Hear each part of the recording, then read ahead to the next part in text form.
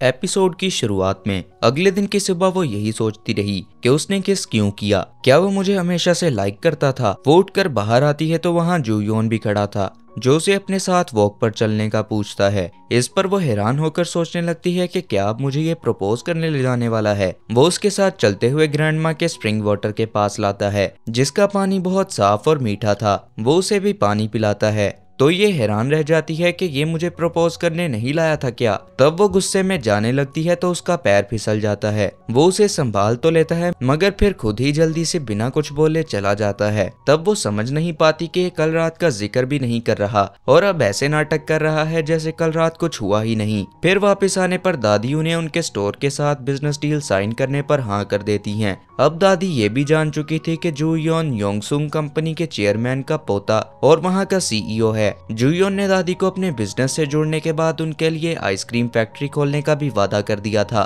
क्योंकि वो भी यही चाहता था कि दादी जिन बेसहारा बच्चों की देखभाल करती हैं वो भी उनके लिए कुछ कर सके। दादी उन्हें खुशी खुशी वहाँ से अलविदा करती हैं और ये दोनों फिर गाड़ी में बैठकर वापस जा रहे होते हैं। वो कल रात का कुछ जिक्र करने लगता है तो ये घबराकर सोचती है कि लगता है अब ये मुझे प्रपोज करेगा। मगर वो बोल देता है कि कल रात तुमने मेहनत से काम किया, क्या तुम अब मेरा म्यूजिक सुनना चाहोगी। इस पर वो हाँ बोल देती है और यह म्यूजिक चलाकर झूमने लगता है। जबकि सूजोंग सोच में पड़ गई थी कि ये कुछ बोलता क्यों नहीं, इसलिए तंग आकर वो गाड़ी से उतरते ही पूछ लेती है कि क्या आप कल रात वाली बात ऐसे ही जाने देंगे, आपको मुझसे कुछ तो कहना चाहिए। इस पर वो कहता है कि उसे गलती समझकर भूल जाओ, हम नशे में थे तो ऐसी बातों को दिल पर क्या लेना। वो ये सुनकर गुस्से में कहती है कि ठीक है फिर वो एक गलती ही सही, मैं भी आपको उस नजर से नहीं देखती। ये बोलकर वो तेज तेज चल देती है तो ये सोचता है कि ये मुझे किस नजर से नहीं देखती, मैं अच्छा खासा तो दिखता हूँ। घर आकर वो नाराज होती है कि उस बात को इतनी आसानी से गलती समझकर भुला देने को बोल रहा है। ऐसी हरकत सिर्फ एक छिछोरा ही कर सकता है। उधर जूयोन भी सोच रहा था कि वो इतनी नाराज क्यों है। दरअसल उसे कल रात की बातें अच्छी तरह याद नहीं थी और उसे सिर्फ इतना याद था कि सूजोंग फोन सुनने गई थी और ये उसका इंतजार करता बाहर लेटा रहा। ये कहता है कि गुस्सा तो मुझे होना चाहिए कि वो मुझे रात को अकेला बाहर छोड़े चली गई,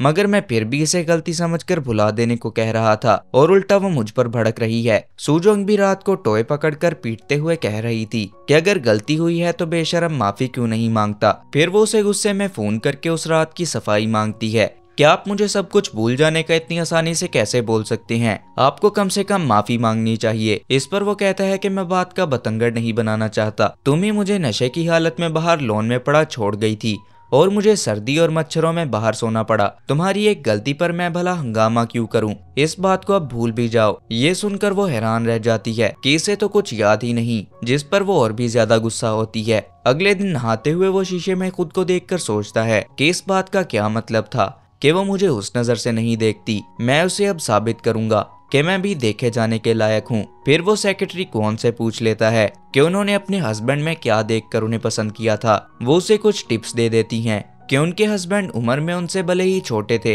लेकिन उनमें कुछ ऐसी खूबियां थी जिनसे वो उन पर दिल हार बैठी। वो उन्हीं टिप्स के मुताबिक सारी टीम को पैसा लुटाकर महंगी सी होटल में ट्रीट देता है। सारी टीम और सूजोंग उसकी मेहरबानी पर हैरान और खुश थी। सूजोंग की सीनियर अपने शक के मुताबिक कहती है कि आजकल तुम और मिस्टर जूयोन बड़े नजदीक हो गए हैं, मुझे नहीं पता था कि किसी दिन तुम बॉस को पटाने की कोशिश करोगी। सूजोंग बोलती है कि वो मेरे लिए सिर्फ एक बॉस ही है, मैं उन्हें बॉयफ्रेंड या कुछ और नहीं समझती। ये बात वो भी आकर सुन लेता है और कहता है कि फिर आपको समझ लेना चाहिए, आपके अंदर तो क्रिएटिविटी ही नहीं है। ये सुनकर वो चुप हो जाती है और फिर बाथरूम में आकर गुस्से में कहती है कि अपनी याददाश्त पर जोर नहीं देता और मुझे ताने मारता है। तब उसे हीजिन का फोन आता है जो उसे एक ब्लाइंड डेट पर जाने का पूछ रही थी। वो भी हाँ नहीं करती कि तभी हीजिन की मॉम उसे मारने दौड़ती हैं कि अपनी तलाक के बाद खुद के लिए तो लड़का ढूंढती नहीं और दूसरों के रिश्ते करवाती फिरती है। ब्लाइंड डेट वाली बात पर जुनसू भी उससे पूछताछ करने लग जाता है और इसी ब्लाइंड डेट पर जाने वाली सभी बातें जूयोन ने भी सुन ली थी तो उसे ये बात अच्छी नहीं लगती। अगले दिन मिस क्वॉन और जूयोन दादी से मिलकर आते हैं और वो इसे समझा देती हैं कि दादी चाहती हैं कि कंपनी का वारिस पूरा ध्यान काम पर लगाए और किसी और जगह ध्यान लगाकर काम में कोई भी भूल चूक न करे। सूजोंग के ब्लाइंड डेट पर जाने और दादी वाली बातें याद करके वो सोच लेता है कि मैंने यूं ही फजूल कामों में वक्त बर्बाद किया, अब मैं सूजोंग के बारे में सोचते रहने की गलती नहीं कर सकता। शाम में काम करते हुए वो जुनसू से पूछ लेती है कि कोई आदमी नशे में किस करके भूल जाए तो इसका क्या मतलब समझा जाए। वो कहता है कि वो जरूर भूला नहीं होगा, उसे डर होगा कि बाद में उसे कहीं रिजेक्ट न कर दिया जाए, इसलिए अब शायद नाटक कर रहा होगा। ये सुनकर वो कहती है कि अच्छा तो ये चक्कर है कि उसकी टांगों में पानी नहीं है, इसलिए सच बोलने की हिम्मत नहीं कर रहा। रात को वो उसके घर जाकर उसका दिया नोवेल और कुछ पैसे ले जाकर देती है और कहती है कि मैं ये वापस देने आई हूँ, दोबारा मुझे इस तरह की बचकाना किताबें मत दीजिएगा, यही पढ़कर आप ना समझ रह गए और आपका पहला प्यार आपको ठोकर मारकर चली गई। वो उसे उसके दिए पैसे लौटाकर कहता है कि तुम्हें भी अपना टेस्ट बेहतर करना चाहिए, बेतुके और बेढंगे लोगों से प्यार कर बैठती हो, इसीलिए तुम्हारा पहला प्यार धोखेबाज निकला और आज तुम उससे छुपती फिरती हो। ये बोलकर वो भी अंदर चला जाता है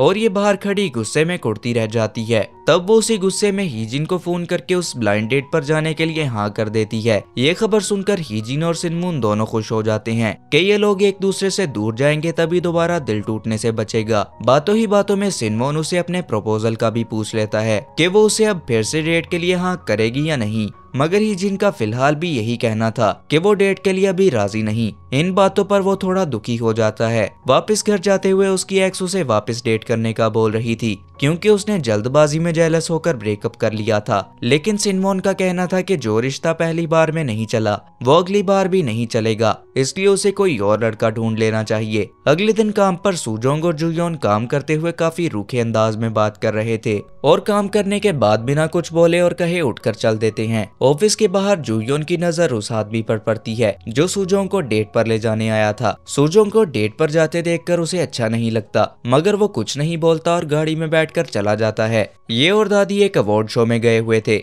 जहां जुयोन को बिजनेस के अलावा बच्चों के लिए चैरिटी का काम करने पर अवार्ड मिला था। इस बात पर दूसरे बिजनेसमैन दादी से जुयोन की तारीफ करते हैं कि उनके बिजनेस का वारिस तो बहुत काबिल है, मगर दादी का कहना था कि वो जुयोन को सिर्फ इकलौता पोता होने के नाते वारिस नहीं बना देंगी, इसके लिए पहले उन्हें तसल्ली करनी है कि वो इस लायक भी है या नहीं। वो जुयोन को भी बोल देती हैं कि अब तुम मीडिया पर आने लगे हो तो अपना बर्ताव और इमेज संभाल कर रखना। अवार्ड शो के बाद वो दूसरा चाय बॉल इसका मजाक उड़ाता है कि तुम्हें तो हर कदम दादी की मर्जी से उठाना पड़ता है, फिर भी बिजनेस का वारिस बनने की कोई गारंटी नहीं। जुयोन का भी मूड अच्छा नहीं था, इसलिए वो भी उसको बातें सुनाकर खामोश करवा देता है। वहाँ सूजोंग अपनी डेट के साथ शॉपिंग मॉल में घूम रही थी और एक दूसरे से वो लोग बातें कर रहे थे। जुयोन भी उधर अपने कॉन्सर्ट आया हुआ था और सोच रहा था कि शायद अब मैं आखिरी बार ये म्यूजिक कॉन्सर्ट एंजॉय कर रहा हूँ। इतने में उसे सूजोंग की याद आने लगती है, जिस वजह से वो कॉन्सर्ट में भी ध्यान नहीं दे पाता और एंजॉय नहीं करता। तब उसे वहां से वापस जाते हुए अचानक से याद आता है कि उस रात उसने फोन पर सूजोंग को कहते सुना था कि वो तो मेरे छोटे भाई की उम्र का है, मैं उसे इस नजर से क्यों देखूंगी।